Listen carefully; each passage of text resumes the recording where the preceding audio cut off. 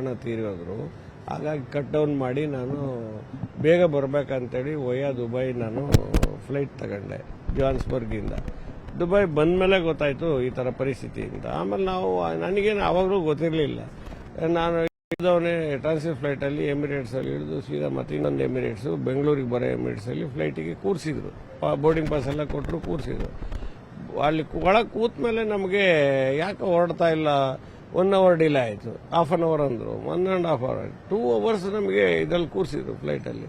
ಕೂರಿಸ್ಬಿಟ್ಟು ಕಡೆಗೆ ಹೇಳಿದರು because of ಅಬುದಾಬಿಗೆ ಬಾಂಬ್ ಹಾಕಿದ್ರೆ ಅಬುದಾಬಿ ಮೇಲೆ ನಾವು ಹೋಗಬೇಕು, ರೂಟ್ ಸಿಗ್ತಾ ಇಲ್ಲ, all of them get down from the flight ಅಂದರು. ನಮಗೆ ಫ್ಲೈಟಿಂದ ಇಳಿಸಿದರು. ಫ್ಲೈಟಿಂದ ಇಳಿಸಿದರೆ within half an hour all flights ಏನು ಒಂದು 250 ಫ್ಲೈಟ್ ಒಟ್ಟಿಗೆ ಕ್ಯಾನ್ಸಲ್ ಮಾಡಿದರು. ಒಟ್ಟಿಗೆ ಕ್ಯಾನ್ಸಲ್ ಮಾಡಿ ಮೆಶ್ ಆಯಿತು. ಇಡೀ ಏರ್ಪೋರ್ಟಲ್ಲಿ 1 ಇಂಚ್ ಜಾಗ ಇಲ್ಲ, ಒಬ್ಬರು ನಿಲ್ಲೋದಕ್ಕೆ ಜಾಗ ಇಲ್ಲ. ಆ ಥರ ಪರಿಸ್ಥಿತಿ ಬಂತು.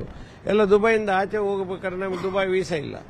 ಅಗೈನ್ ಇಮಿಗ್ರೇಷನ್ ಕ್ಲಿಯರ್ ಮಾಡಬೇಕು, ಹೋಗ್ಬೇಕು ಅಂದರೆ ಮತ್ತೆ ವೀಸಾ ಮಾಡಿಸ್ಬೇಕು. ನಮಗೆ ಅಮೆರಿಕ ವೀಸಾ ಇದರಿಂದ ಇಮಿಡಿಯೇಟಾಗಿ ನಾನು ಆನ್ ಅರೈವಲ್ ವೀಸಾ ತಗೊಂಡು